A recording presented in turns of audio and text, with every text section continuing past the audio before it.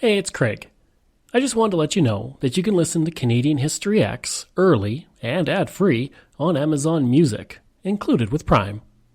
Hey everyone, Craig Baird here. Before I begin today's story, I want to take a moment and ask that you check me out on Patreon at www.patreon.com/CanadaEHX. There are several tiers with great benefits, from ad-free content to t-shirts and other cool stuff.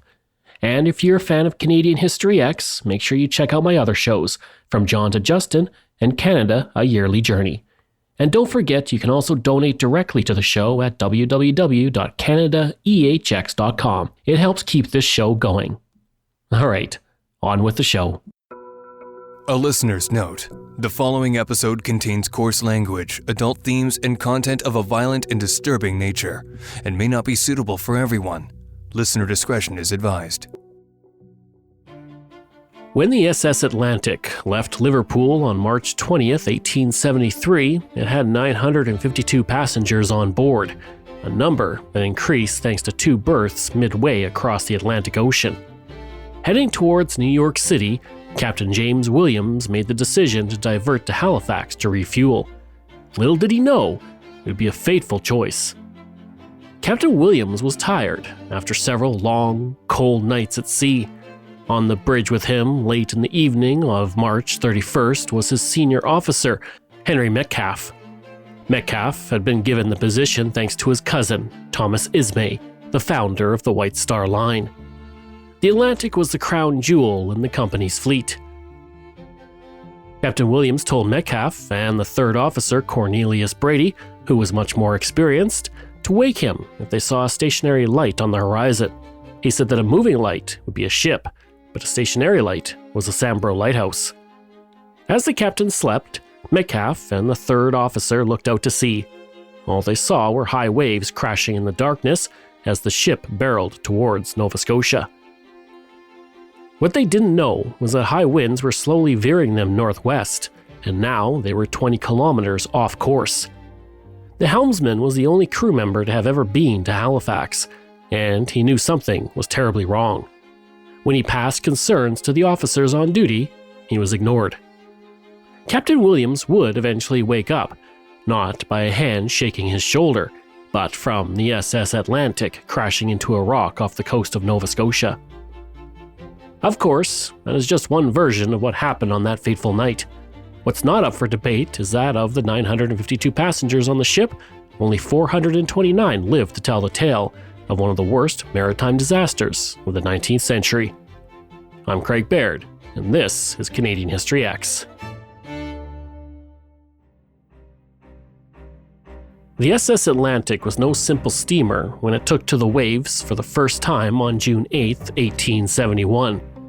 Built in Belfast in 1870 by Harland and Wolff, shipbuilders to the world, the SS Atlantic was one of 4 Oceanic-class liners built by the company. The Republic, Oceanic, Baltic, and Atlantic were built for a company called Oceanic Steam Navigation Company, soon to be known as the White Star Line. If that name seems familiar, it should. The company would go on to build the Titanic 30 years later. But at the time, the company was a premier shipping company, and its name synonymous with high-quality service for its first-class passengers. At least until it became synonymous with icebergs being straight ahead, that is. Thomas Ismay had a long career in shipping. He had been building up a small fortune for purchasing ships since he was a teenager, and in 1868 he acquired the Oriental Steam Navigation Company Limited after it went bankrupt and renamed it the Oceanic Steam Navigation Company. Its first ship, the Oceanic, launched on its maiden voyage on March 2, 1871, but it quickly began to overheat at sea and was forced to return home for repairs.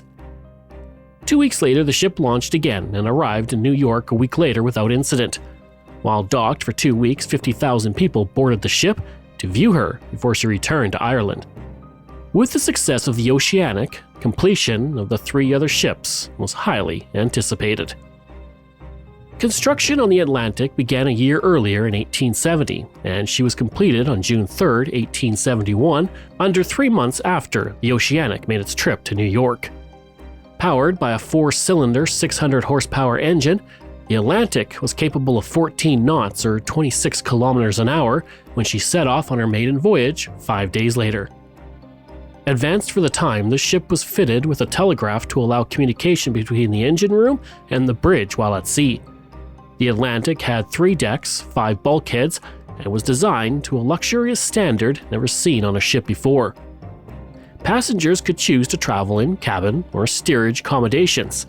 Cabin, or first class, featured a saloon that was 80 feet long. That was impressive considering the ship was 421 feet long. The washrooms had running water, and each washroom was heated by steam when needed. Think about it this way. The year was 1871. Most homes in Canada had no running water. Meanwhile, cabin passengers on the ship could also enjoy a walk on deck to smell the fresh ocean air during their Atlantic voyage. An advertisement in the New York Daily Tribune on July 1, 1871 described the accommodations as unrivaled, combining safety, speed, and comfort. As for steerage, or those in coach, accommodations were not quite as luxurious. While some steerage passengers had cabins to themselves, many were housed with other people they had only just met. Their washrooms were communal and far from luxurious, especially after a week at sea. Single men were housed in the bow area of steerage class, while the aft steerage class was reserved for married couples and single women. Unlike cabin class passengers, those in steerage had no access to the deck or fresh air. While cabin class passengers could enjoy the piano in the saloon well into the night, steerage passengers were required to be in their cabins at 11 p.m. each night when the lights were turned down, and they remained there until the next morning. On any given journey across the ocean, there were a few dozen people in cabin class and hundreds in steerage. From 1871 to 1873, the Atlantic completed 18 crossings without incident. Well, almost. On August 23, 1871, it had a minor collision with the SS Alexandria, which resulted in damages equal to $42,577 in 2022 funds. With that near-perfect record, the SS Atlantic set sail on March 20, 1873, loaded with 952 passengers and crew. The first few days of the journey were mostly uneventful except for when a rogue wave hit the ship. It reached as high as the boat deck and destroyed a lifeboat. The trip was slower than usual due to heavy southwest and westerly gales from March 24 to 26. This caused the ship to use more coal than on a typical journey, which meant that by March 31st, the Atlantic only had 127 tons of coal remaining, not enough to reach New York given the current windy conditions. The trip that typically took 8 days was now entering its 10th day, and they were still 2 days out from New York. Because of the delay, problems began to mount. The salted meat was completely consumed. A large portion of water supplies had been washed away by the waves. Most of all, passengers, the majority in steerage, were complaining about the lack of food. Among the ramshackle crew, there was growing anger and resentment of being at sea for so long. One report even stated that a few crew members broke into the alcohol and got drunk while on duty. To ensure the ship could complete its voyage, amid all the growing chaos, that decision was made to go to Halifax to load up on coal and other supplies. And so, that brings us to the fateful night when sea-weary Captain Williams went to bed as the ship sailed towards Halifax. As the SS Atlantic sailed towards an unfamiliar coast, panicked forward lookouts yelled that there were breakers ahead. Captain Williams had left Senior Officer Henry Metcalfe, the one who got the job because of his cousin Thomas Ismay, the founder of the White Star Line, and Third Officer Cornelius Brady, in charge when he went to sleep. Now you remember that Metcalfe and the more experienced Brady were to be on the lookout for a stationary light on the horizon, but they were hindered by the stormy conditions. Only now did they realize that the ship was not heading into Halifax Harbor, and so Metcalfe gave the order to go hard to starboard, followed by an order to the engine room to go full astern. As Captain Williams woke up at 3:15 a.m. on April 1st, the ship slammed into Golden Rule Rock off the coast of Mars Head, Nova Scotia. Passengers and crew rushed to the deck to see what happened.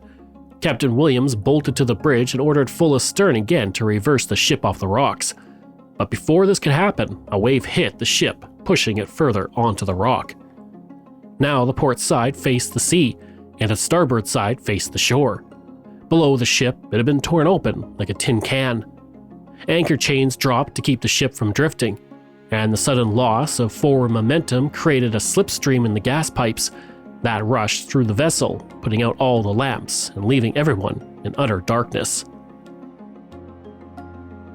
Metcalfe ordered all lifeboats on the port side to be swung out in hopes of getting passengers off board, but Captain Williams stopped him, saying it was suicide due to the high waves. Instead, he ordered the passengers out of the one lifeboat that had been loaded, but Metcalfe apparently refused and had it lowered with several men into the sea. Almost as soon as the boat hit the water, a wave smashed it against the hull, killing everyone on board. With no other option, Captain Williams decided that since the ship was partly on the rock and not sinking, he asked that everyone be moved on deck. Stewards went through the boat waking passengers, while 2 quartermasters opened a crate of flares and launched them into the sky, calling for help. As the flares lit up the sky, a wave forced the propeller to hit the rock hard, shearing in the blade and causing the propeller shaft to overspin, shifting the stern of the Atlantic. The engines were shut down and the engine and boiler rooms evacuated. Before leaving, the safety valves on the boilers were opened to allow the pressurized steam to escape and prevent an explosion. But without that stabilizing force of the rudder and propeller, the ship began to rock heavily under the crashing waves. The ship shifted and slid off the rock, and with that, the SS Atlantic began to sink. Newspapers later reported that men pushed women out of the way to flee the ship, and husbands abandoned families, and the calls of women and children first were ignored. In truth, how the ship sank played a major role in who survived and who died. As the lower decks began to flood, hundreds of passengers were trapped in the rapidly rising water in the aft section of the ship. Due to the complete darkness, panic ensued as steerage passengers felt water rising at their feet and often had no idea what was happening. Before long, they drowned in the passageways and cabins. Now, if you remember, single men were housed in the bow of the ship and fared better as they were able to get out through portholes and by smashing windows. This is probably why only men survived. With the aft section of the ship now completely underwater, the ship began tipping towards its port side. John Firth, the chief officer, told passengers on the ship to climb onto the masts and yardarms to protect themselves from the freezing cold water crashing on the deck. Passengers held onto the masts and yardarms, and their hands quickly went numb. Without options or lifeboats, passengers jumped into the water or climbed down ropes to the wave-swept rock, hoping to make their way ashore. The lives of many passengers were saved thanks to Brady, that third officer, and quartermaster John Speakman, who tied a line to a rock that allowed those on board to get off the ship by climbing down. But even then, some who left the ship this way fell and drowned in the water. Meanwhile, on Mars Island, Michael Clancy was asleep in the only home on the island. The sound of the ship crashing ashore woke him, and he quickly mobilized his brother and son. Seeing the ship in danger, Clancy hauled out his 24-foot boat from his property, where it was being worked on, and headed towards the water. By 6 a.m., 3 hours after the crash, he was in the water, joined by 2 other boats to aid in the rescue effort. Now, what many on the ship did not know was that Robert Thomas, one of the quartermasters, was thrown from the ship when it hit the rock and had washed ashore on another island nearby. He quickly ran to the closest farmhouse, the home of the O'Reilly family, who were already awake. As the family's small boats headed towards the ship, they found there was no safe way to land. They were forced to have people in the water, holding the boats to keep them steady and away from the rocks. Locals then began fishing people out of the water and hauled them into the boat. Meanwhile, on the sinking ship, passengers attempted to free those trapped inside by using any tools that they could find. Through smashing of windows, doors, and portholes, a further 100 men were rescued from the bow of the ship. Those who were rescued were transported to the O'Reillys' home. Sarah O'Reilly, the oldest daughter, helped nearly 400 people at one point or another. Her mother was crippled and could not help, so Sarah took it upon herself to do what she could. It was said that there was so much water from soaking wet passengers that they had to bore holes in the floor to drain it. According to the Boston Globe in 1937, Sarah was awarded 20 gold pieces and a gold locket for her heroic services. Amid the rescues, Chief Officer John Firth, passenger Rosa Bateman, and an unnamed crew member spent the whole night high up on the mizzen mast of the ship. They were too high up to be rescued, too tired to climb down or jump into the water, and they were left with no options. Now, Reverend William Ancient was awoken by the sound of the ship's rockets and raced to the wreck site. When he heard there were still 3 people trapped in the mizzen, he rowed out with other residents to attempt a rescue. They steadied their boats below, and the cabin boy jumped into the water. The boy had a rope tied around him when he was rescued that led up to Firth. Firth then jumped and was hauled into the boat with the rope. Rosa Bateman, however, was tied to the mast to stop her from being swept out to sea. And sadly, before she could be rescued, she had died of hypothermia. For his heroics, Reverend Ancient was awarded a gold pocket watch. Rescue attempts continued, but by the time the ship sank the next day, every woman and almost every child had died. The only exception was John Hindley, a 12-year-old boy. Hindley survived because he begged his mother and father to let him sleep in the men's quarters with his older brother at the bow of the ship. This change in sleeping arrangement saved his life, because the children's quarters were completely submerged in the water. Of the 952 people on board, 835 were passengers, 14 stowaways, and only 429 survived, all of them men. Of the 141 crew, only 10 died. At the time, this was the worst loss of civilian life in the North Atlantic. In the afternoon of April 1st, 1873, the Atlantic slipped completely off the rocks, broke in half, and sank beneath the waves. For weeks, bodies washed up on shore, and divers were paid to recover as many bodies trapped in the hull as they could. Once the dead and the cargo had been retrieved, local residents took everything that was of value from the ship. And there are sadly stories of stiffened fingers on corpses being cut off to remove gold rings to be sold later.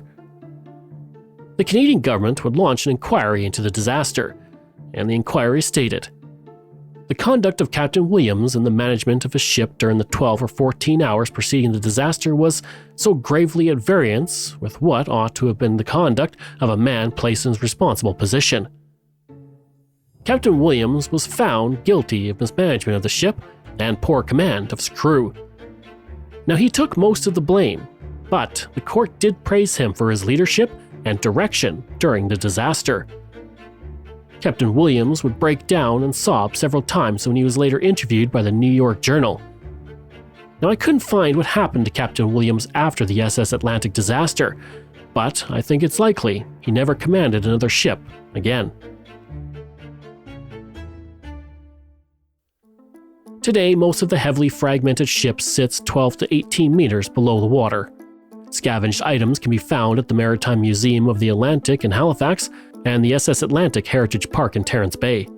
A monument donated by Thomas Henry Ismay is located at the mass grave near the center of the park. And now that is the end of the story of the SS Atlantic. But there's one more story I think you should know about.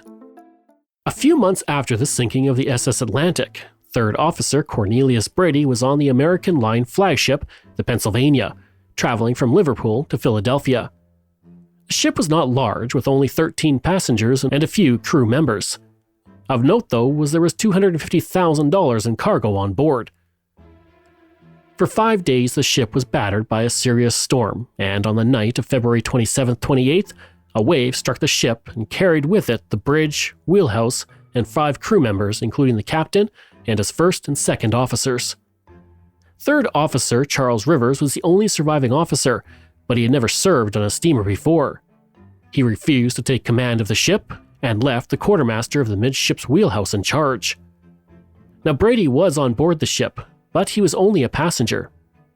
He had been helping an unnamed carpenter when the wave hit, and when he learned that the ship was essentially under no one's command, he took charge and issued orders and led the ship and crew as they weathered the storm. The next morning, the storm broke, and he commanded the ship safely into a port in Delaware. Rivers was relieved of his post, and Brady was given $1,000 as a thanks by the board of directors of American Line. Today, that amounts to about $27,000. Thank you so much for joining me on Canadian History X. Information from White Star History, Nova Scotia Archives, Wikipedia, the Boston Globe, Encyclopedia Titanic, and Norway Heritage. This show is researched, produced, and written by me, Craig Baird, with the help of Dila Velasquez. Audio design and production by Rob Johnston. If this is your first time listening and you like what you heard, please take a moment and give us a 5-star review to help other people find these amazing stories. And there are so many for you to sink your teeth into. If you enjoy this podcast, then please check out my other podcasts, From John to Justin, Canada, A Yearly Journey, Pucks and Cups, and Canada's Great War. We love hearing from you, so if you have a show topic you want me to cover, email me at craig@canadaehx.com or stop by my website and social media. I'll include all of those in my show notes. Till then, I'm Craig Baird, and this is Canadian History X.